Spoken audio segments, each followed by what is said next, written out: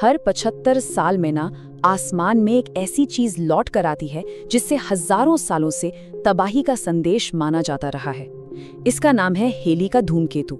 लेकिन 1986 में सोवियत संघ ने एक ऐसा ऑडेशियस, एक ऐसा दुस्साहसी मिशन चलाया जिसने इस खगोलीय दैत्य के सारे राज खोलकर रख दिए। तो असल सवाल तो यही है, आखिर क्यों इस धूमकेतु को एक दैत्य, एक मॉन्स्टर की तरह देखा जाता था? ऐसा क्या था इसमें कि इसके दिखने भर से पूरी दुनिया में खौफ फैल जाता था? चलिए जरा इतिहास में पीछे चलते हैं। जब जब ये धूमकेतु लौटा है, इसके साथ कुछ न कुछ बुरा जरूर हुआ है। 1066 में जब ये दिखा तो इंग्लैंड में बैटल ऑफ हेस्टिंग्स हुई, जो वहां की सबसे खूनी लड़ाइयों में से एक थी। 1456 में जब ये आसमान से गुजरा तो यूरोप प्लेग और युद्ध दोनों की मार झेल रहा था। और 1910 आते आते तो डर इस हद तक बढ़ गया था कि लोग सच में ये मान बैठे थे कि इसकी पूंछ में जहरीली गैस है और उससे बचने के लिए गैस मास्क तक खरीद रहे थे। ठीक है, तो अब इस अंधविश्वास के दौर से निकलते हैं और विज्ञान की दुनिया में कदम रखते हैं। और इस कहानी के हीरो हैं एडमंड हैली, वो इंसान जिसने इस डर के तिलिस्म को हमेशा के लिए तोड़ दिया। तो हुआ ये कि 1682 में जब सब लोग आसमान में इस दैत्य को देख के डर रहे थे, तब हैली ने कुछ अलग किया। उन्होंने पुराने रिकॉर्ड्स खंगाले और देखा कि ऐसा ही एक धूमकेतु 1607 में भी दिखा था, 1531 में भी, 1456 में भी। और जब उन्होंने इन सब के रास्तों को मिलाया तो उन्हें एक पैटर्न नजर आया। ये सब अलग अलग नहीं बल्कि एक ही चीज थी। उन्होंने हिम्मत करके भविष्यवाणी की कि ये 1758 में फिर आएगा। और भले ही हैली इसे देखने के लिए जिंदा नहीं रहे, लेकिन उनकी मौत के 16 साल बाद 1758 में जब वो चीज आसमान में फिर से चमकी तो दुनिया को यकीन हो गया, एक इंसान ने सदियों पुराने डर को गणित से हरा दिया था। चलिए अब कहानी को फास्ट फॉरवर्ड करते हैं 20वीं सदी में। वैज्ञानिकों को पता था कि ये दैत्य 1986 में वापस आ रहा है और ये एक ऐसा मौका था जिसे कोई खोना नहीं चाहता था। मतलब ये एक once in a lifetime chance था। तो पूरी दुनिया ने इस दैत्य का पीछा करने की तैयारी कर ली। अमेरिका, यूरोप, जापान सब ने अपने अपने मिशन बनाए। लेकिन सोवियत संघ ने जो सोचा वो किसी ने सपने में भी नहीं सोचा था। उन्होंने तय किया कि वो सिर्फ हैली के पास नहीं जाएंगे, नहीं, वो एक तीर से दो शिकार करेंगे। पहले सौर मंडल के सबसे खतरनाक ग्रह पर जाएंगे और फिर वहां से धूमकेतु के पास। इस मिशन का नाम था वेगा। वी वेनेरा के लिए, जो शुक्र का रशियन नाम है, और जीए गैली के लिए, जो हैली का रशियन उच्चारण है।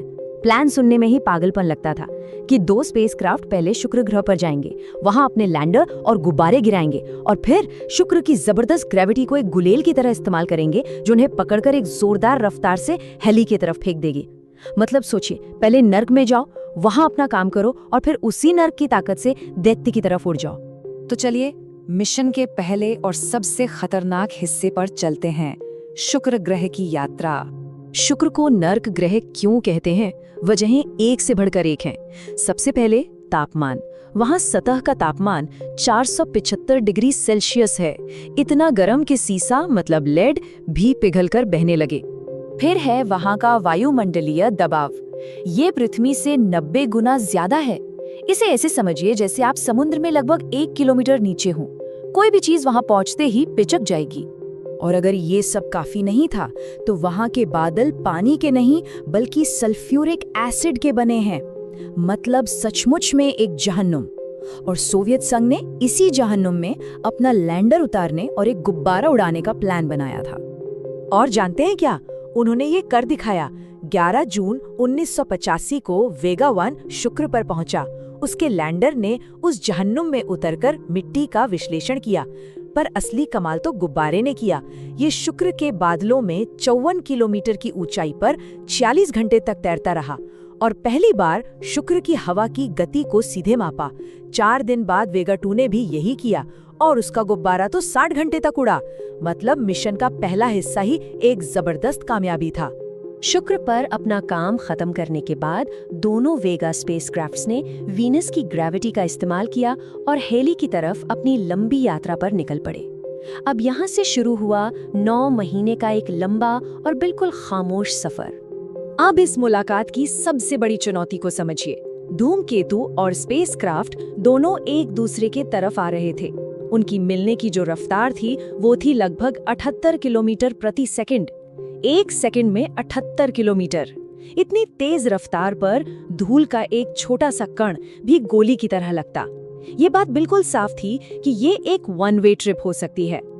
और फिर 6 मार्च 1986 का वो दिन आया। वेगा 1 हेली के सबसे करीब पहुंचा और जो उसने देखा वो इंसानियत ने पहले कभी नहीं देखा था। हेली का असली चेहरा, एक अंधेरी आलू जैसी टेढ़ी मेढ़ी शक्ल की चीज जिसकी सतह से गैस और धूल के बड़े बड़े फवारे पे उठ रहे थे। वो कोई मरा हुआ पत्थर नहीं था, वो एक जीती जागती चीज जैसा लग रहा था। लेकिन असली सबसे हैरान कर देने वाली खोज तो तब हुई जब उस धूल का विश्लेषण किया गया। पता चला कि उस धूल का लगभग आधा हिस्सा कार्बन, हाइड्रोजन, नाइट्रोजन और ऑक्सीजन जैसे तत्वों से बना था। मतलब ऑर्गेनिक मटेरियल, जीवन के निर्माण खंड, वही कच्चा माल जिससे पृथ्वी पर जीवन की शुरुआत हुई। इसका मतलब क्या था? इसका मतलब ये था कि ये खोज उस थ्योरी को और भी मजबूत कर रही थी कि शायद इसी तरह के धूमकेतु वो गाड़ियां हैं जिन्होंने अरबों साल पहले पृथ्वी पर जीवन के बीज बोए थे। ये एक ऐसी खोज थी जिसने हमेशा के लिए हमारी समझ को बदल कर रख दिया। लेकिन इस कहानी का अंत थोड़ा दुखद है। ये मिशन विज्ञान के लिए एक बहुत बड़ा, एक जबरदस्त योगदान था, लेकिन आज ज्यादातर लोग इसे भूल चुके हैं। देखिए, बात ये है कि यूरोप का जियोटो स्पेसक्राफ्ट भी हेली की तरफ आ रहा था। जियोटो को और भी करीब से गुजरना था, लेकिन इतनी तेज रफ्तार में ये जानना मुश्किल था कि धूमकेतु का असली केंद्र कहाँ है और धूल के फवारे कहाँ से निकल रहे हैं। ये सारी जानकारी उसे वेगा ने दी। वेगा के भेजे गए डेटा ने जियोटो को सही रास्ता दिखाया। जियोटो ने 13 मार्च को अपना फ्लाईबाय किया और क्योंकि वो ज्यादा करीब था, उसकी तस्वीरें ज्यादा साफ थीं। नतीजा ये हुआ कि इतिहास में जियोटो को ज्यादा याद किया गया। लेकिन पहला सामना वेगा ने किया था। पहली तस्वीरें वेगा ने ली थी, रास्ता वेगा ने दिखाया था, पर श्रेय किसी और को मिल गया। तो उन स्पेसक्राफ्ट का क्या हुआ? मार्च 1986 के बाद उन्होंने अपना सारा डेटा पृथ्वी पर भेजा और फिर धीरे धीरे उनकी बैटरी खत्म हो गई और फिर एक दिन उनसे सिग्नल आना हमेशा के लिए बंद हो गया। वो दोनों प्रोब्स हमेशा के लिए अंतरिक्ष के अंधेरे में कहीं खो गए, लेकिन उनकी विरासत अमर है। उनका भेजा हुआ एक एक बाइट डेटा आज भी नासा के आर्काइव्स में मौजूद है। और जब भी कोई वैज्ञानिक ये कहता है कि जीवन के बिल्डिंग ब्लॉक्स धूमकेतुओं से आए होंगे, तो उस थ्योरी की नींव में वेगा का ही डेटा होता है। आज भी वेगा 1 और वेगा 2 कहीं सौर मंडल में अकेले खामोशी से उड़ रहे हैं। एक भुला दिया गया मिशन जो कभी घर नहीं लौट पाएगा। ये हमें सोचने पर मजबूर करता है कि इतिहास की और कितनी महान उपलब्धियां इसी तरह अंतरिक्ष के अंधेरों में खामोशी से खोई हुई हैं।